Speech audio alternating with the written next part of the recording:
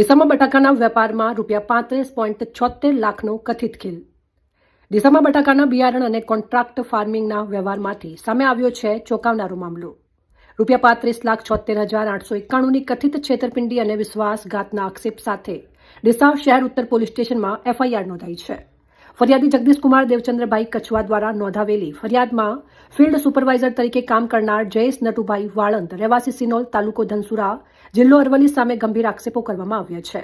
FIR મુજબ કંપનીમાં field supervisor તરીકે ખેડૂતોને બટાકાનું બિયારણ પહોંચાડવાથી લઈને તૈયાર પાક કંપની સુધી પહોંચાડવા અને ખેડૂતોના હિસાબ વ્યવહાર સુધીની જવાબદારી સંભાળવામાં આવતી હતી. પરંતુ ફરિયાદમાં આક્ષેપ છે કે કંપનીના સત્તાવાર લેટરહેડ પર કંપનીનો નંબર મૂકવાને બદલે પોતાનો મોબાઈલ નંબર દર્શાવી ખેડૂતોને સીધા પોતાની સાથે વ્યવહાર કરવા કહેવામાં આવ્યું. અને અહીંથી શરૂ થાય છે સમગ્ર મામલાનો સૌથી મોટો સવાલ. FIRમાં આક્ષેપ છે કે બટાકાના બિયારણ અને તૈયાર માલમાં વ્યવહારમાં કથિત ગેરરીતિ કરીને કેટલોક જથ્થાનો અન્યત્ર વ્યવહાર કરવામાં આવ્યો અને તેની રકમ કંપની સુધી પહોંચી નહીં.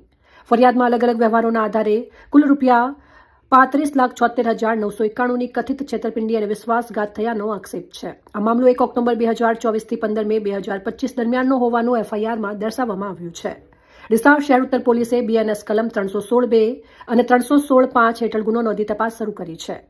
હવે સૌથી મોટો સવાલ, ₹35.76 લાખની આ રકમ આખરે ક્યાં ગઈ? કયા ખાતામાં પૈસાની હેરફેર થઈ? શું તપાસમાં હજુ વધુ રકમની કથિત ગેરરીતિ સામે આવશે? અને શું આ સમગ્ર મામલામાં અન્ય કોઈ વ્યક્તિની ભૂમિકા પણ બહાર આવશે? આ તમામ સવાલોના જવાબ હવે પોલીસ તપાસ બાદ જ સ્પષ્ટ થશે. વધુ અપડેટ માટે ફોલો અને સબસ્ક્રાઇબ કરો સેન્ટ્રલ ભારત ન્યૂઝ ચેનલને. ધન્યવાદ.